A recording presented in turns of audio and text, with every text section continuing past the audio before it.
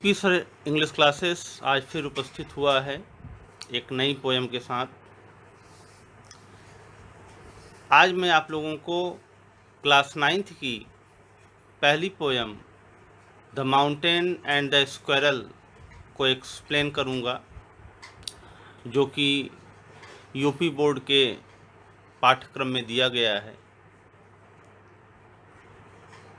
तो इस कविता को लिखा है Ralph Waldo Emerson, R.W. Emerson, 1803 to 1882.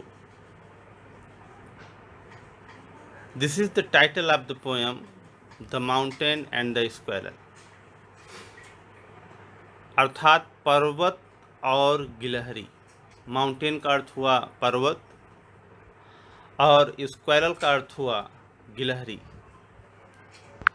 तो इस कविता में जो कवि है वह यह बताने की कोशिश करता है, एक मैसेज देता है पूरे संसार को कि इस दुनिया में न कोई छोटा है न कोई बड़ा। अर्थात कि ईश्वर ने हर एक इंसान का, हर एक वस्तु का, हर एक प्राणी का, हर एक जीव का अपना एक स्थान निश्चित किया हुआ है। कोई भी व्यक्ति किसी दूसरे प्राणी का स्थान नहीं ले सकता है। अर्थात कि उसके अंदर गर्व या घमंड के भाव नहीं आ सकते हैं, चाहे वह छोटा हो या बड़ा हो, गरीब हो या अमीर हो, उच्च कोटि का हो या निम्न कोटि का। तमाम चीज़ों को कवि इस कविता के माध्यम से अपने संसार के लोगों को, अपने देश के लोगों को बताने की कोशिश किया है कि कोई छोटा बड़ा नहीं होता। यह इंसान की सोच होती है जो अगले को छोटा, गरीब या तुच्छ समझता है। तो उसी से संबंधित यह पोयम है। एक उसने डिस्प्यूट को क्रिएट किया है, जो यह डिस्प्यूट होती है पर्वत और गिलहरी के मध्य में। यह डिस्प्यूट, ये झगड़ा होता क्या है, चलिए हम पोयम पे बढ़ते हैं। तो पोयम देखिए आपके सामने आ गई। पर्वत और गिलहरी। अब एक एक लाइन को मैं एक्सप्लेन कर रहा हूँ, ध्यानपूर्वक आप सुनिएगा। The mountain and the squirrel had a quarrel. Mountain means पर्वत, स्क्वायरल मीन्स गिलहरी, हैड माने हुआ था और क्वेरल माने झगड़ा।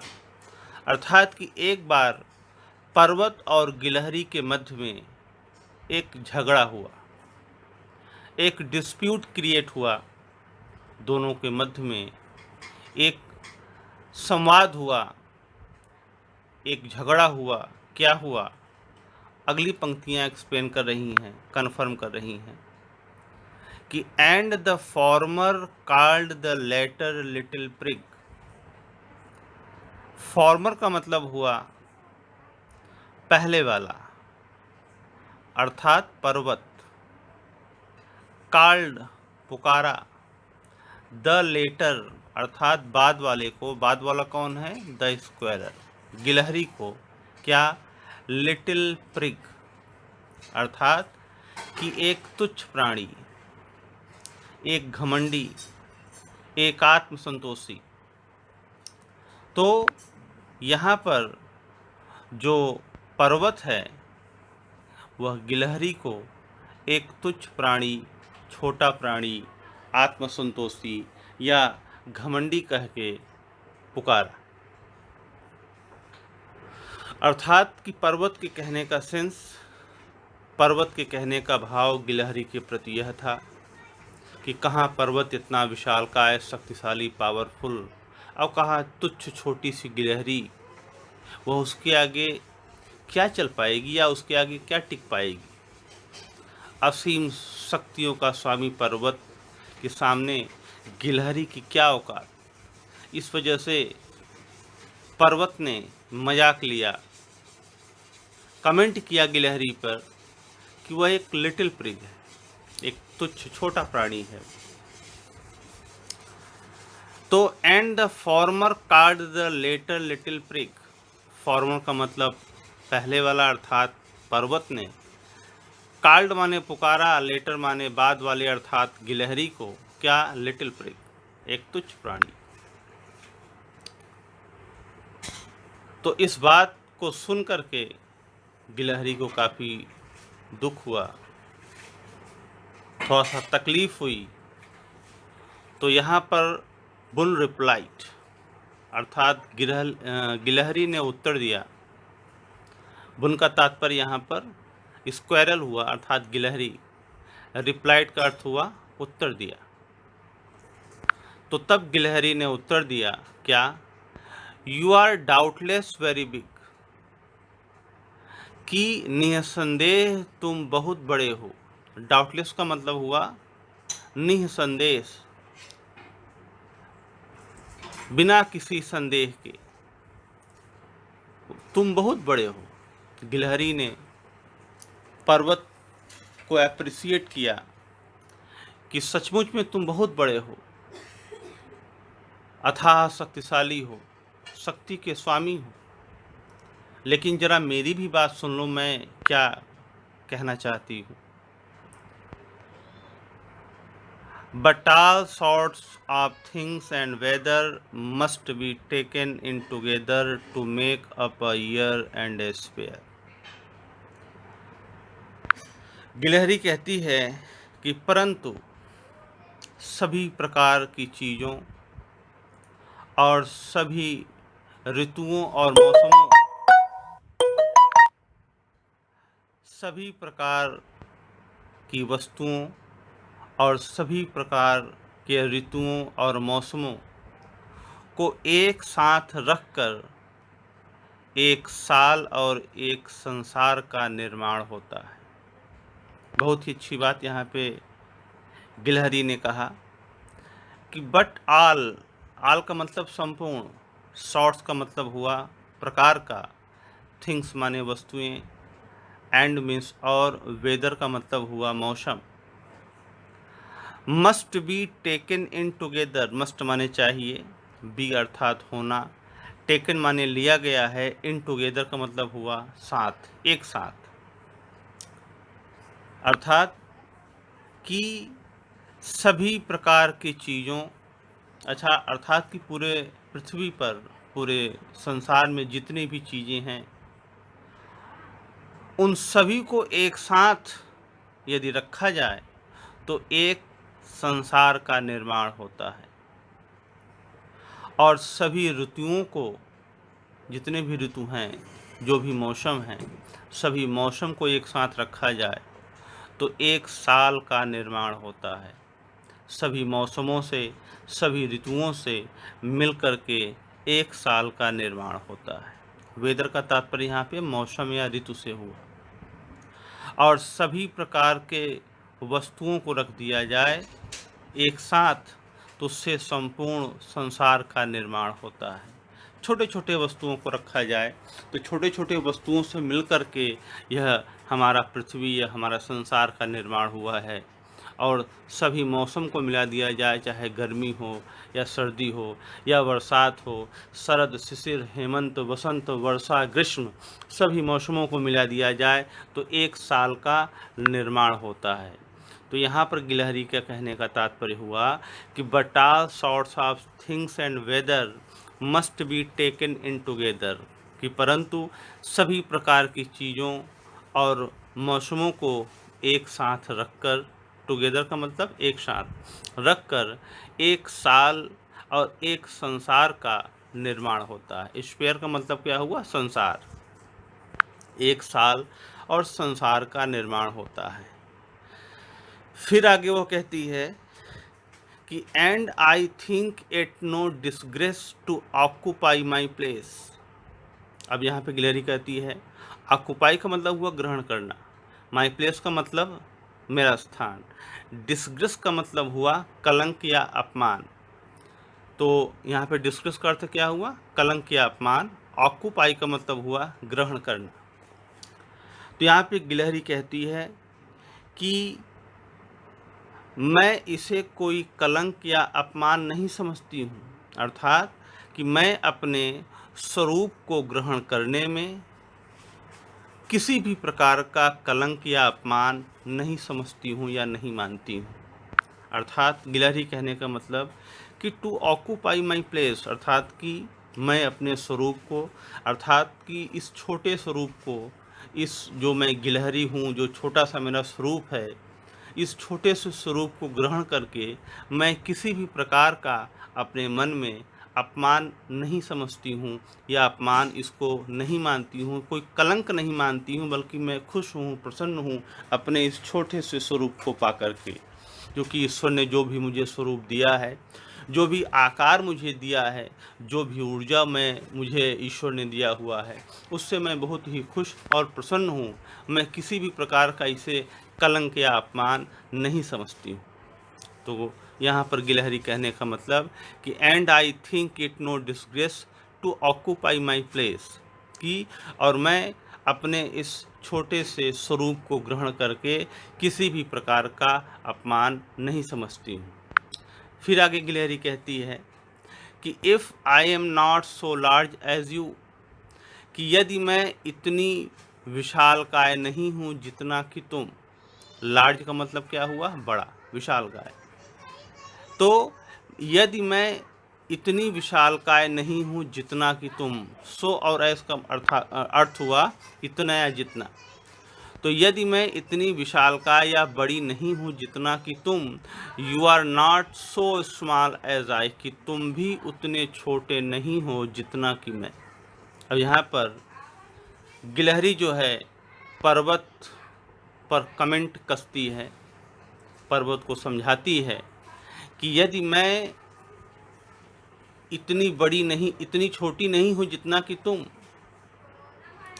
यदि मैं इतनी विशालकाय या इतनी बड़ी नहीं हूँ जितना कि तुम, तो तुम भी उतने छोटे नहीं हो जितना कि मैं। अर्थात कि यदि मैं तुम्हारे स्थान को प्राप्त नहीं कर सकती हूँ, तो तुम भी मेरे स्थान को प्राप्त नहीं कर सकते हो। यदि मैं तुम्हारे जैसा इतना विशालकाय नहीं हो सकती हूँ, तो तुम भी मेरे बराबर छोटे नहीं हो सकते हो, मेरे जैसे इतने छोटे प्राणी नहीं बन सकते हो। यदि मैं तुम्हारे टैलेंट को ग्रहण नहीं कर सकती हूँ, तो तुम भी मेरे टैलेंट को ग्रहण नहीं कर सकते हो। आगे स्क्वायरल गिलहरी कहती है and not half so spry, और तुम मेरे जैसे आधे फुर्तीले भी नहीं हो। स्प्राई का मतलब हुआ फुर्तीला, हाफ का मतलब हुआ आधा। अर्थात कि गिलहरी कहती है कि and not half so fry, और तुम मेरे जैसे आधे फुर्तीले भी नहीं हो। अर्थात कि जो स्फूर्ति, जो फुर्तीलापन मेरे अंदर विद्यमान है, वो तुम्हारे अंदर है भी नहीं। आधे के बराबर भी तुम्हारे अंदर वो फुर्ती नहीं है जो फुर्ती मेरे अंदर है। तो बस कुल एक ही जगह पड़े रहते हो और युगों युगांतर तक पड़े हुई हो। और मैं कहीं भी जा सकती हूँ, कुछ पल के अंदर मैं कहीं कहाँ से कहाँ पहुँच सकती हूँ, लेकिन तुम ऐसा नहीं कर सकते। फिर आगे कहती है I will not Danny you make a very pretty squirrel track, कि मैं तुम्हें इस बात से मना भी नहीं करूँगी कि तुम एक सुंदर सा गिलहरी के लिए मार्ग बनाते हो। अर्थात कि गिलहरी कहती है कि मैं इस बात को स्वीकार करती हूँ। आई विल नॉट, डैनी का मतलब हुआ मना करना, यू यहाँ पे पर्वत के लिए किया गया है। तो I will not Danny you make, कि मैं तुम्हें इस बात से मना भी नहीं करूँगी या मना भी नहीं करती हूँ कि तुम मेरे लिए एक सुंदर, प्रिटी का मतलब सुंदर, स्क्वायरल ट्रैक, ट्रैक का मतलब हुआ रास्ता, कि मैं तुम्हें इस बात से मना भी नहीं करती हूँ कि तुम मेरे लिए एक सुंदर सा गिलहरी का मार्ग बनाते हो। अर्थात कि गिलहरी कहीं न कहीं पर्वत में रहती होगी, तो पर्वत उसको मार्ग देता होगा, यानी कि वही उसको मार्ग बनाता होगा। तो गिलहरी एक स्थान से दूसरे स्थान उसी मार्ग से आती जाती होगी। तो इस बात का ऋणी है, गिलहरी कहती है कि मैं इस बात को स्वीकार करती हूँ, I accept the matter that you have created a very pretty squirrel track, कि तुमने एक बहुत ही अच्छा रास्ता, एक गिलहरी का रास्ता बनाया है, इस बात को मैं स्वीकार करती हूँ। प्रिटी का तात्पर्य हुआ यहाँ पे सुंदर से। फिर आगे गिलहरी कहती है कि टैलेंट्स डिफर, योग्यताएं भिन्न भिन्न होती हैं। टैलेंट्स का मतलब योग्यताएं, दक्षताएं, डिफर का मतलब भिन्न भिन्न होना। तो योग्यताएं भिन्न भिन्न होती हैं। All is well and wisely put, और सभी योग्यताओं को बड़ी ही अच्छी और बुद्धिमत्ता के साथ रखा गया है। इस संसार में ईश्वर सभी प्राणियों को, सभी जीवों को, सभी वस्तुओं को अपने इच्छानुसार उसका निर्माण किया है। बहुत बड़े बड़े भी जीव हैं, बड़े छोटे छोटे भी जीव हैं, और छोटे जीव हैं, अर्थात कि हर एक जीव के अंदर एक विशेष प्रतिभा होती है, एक विशेष योग्यता होती है, एक विशेष क्षमता होती है। तो क्षमताओं को साझा नहीं कर सकते। जरूरी नहीं है कि जो क्षमता किसी एक बड़े इंसान में हो या किसी बड़े जीव में हो, वैसी ही क्षमता एक छोटे जीव में हो। उस छोटे जीव की क्षमता कुछ और होगी और उस बड़े जीव की क्षमता कुछ और होगी। दोनों एक दूसरे की क्षमताओं का सम्मान करें, बल्कि न उनसे जलें और न ही किसी प्रकार का डिस्प्यूट क्रिएट करें। कुछ ऐसे ही बातों को पोएट इस पंक्ति के माध्यम से बताना चाहता है। तो टैलेंट्स डिफर, योग्यताएं, दक्षताएं भिन्न भिन्न होती हैं। ऑल इज वेल, ऑल का मतलब सभी दक्षताएं, वेल का मतलब बड़ी ही अच्छी तरीके से, वाइजली, बुद्धिमत्ता से पुट रखी गई हैं। यानी कि हर जीव, हर प्राणी, हर एक इंसान, हर एक पशु, हर एक वस्तु के अंदर जो योग्यताएं, क्षमताएं होती हैं, वह भिन्न भिन्न और बड़ी ही बुद्धिमत्ता पूर्वक रखी गई हैं। कोई एक दूसरे की योग्यता को साझा नहीं कर सकता है, चाहे वह बड़ा हो या छोटा हो, ऊंचा हो या नीचा हो, उच्च कोटि का हो या निम्न कोटि का हो, या किसी सामान्य घर का हो या किसी उच्च घर का हो। तो यहाँ पर कवि कहने का मतलब है कि क्षमताएं भिन्न भिन्न होती हैं, सभी को बड़े ही अच्छी और बुद्धिमत्ता पूर्वक रखा गया है।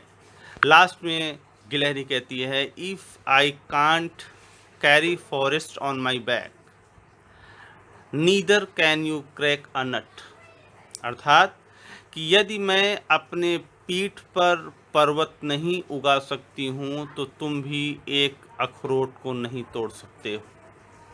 यहाँ पर गिलहरी कहने का मतलब कैरी, कैरी का मतलब वैसे तो ले जाना होता है, लेकिन यहाँ पे सेंस उगाने से लिया गया है, रखने से लिया गया है।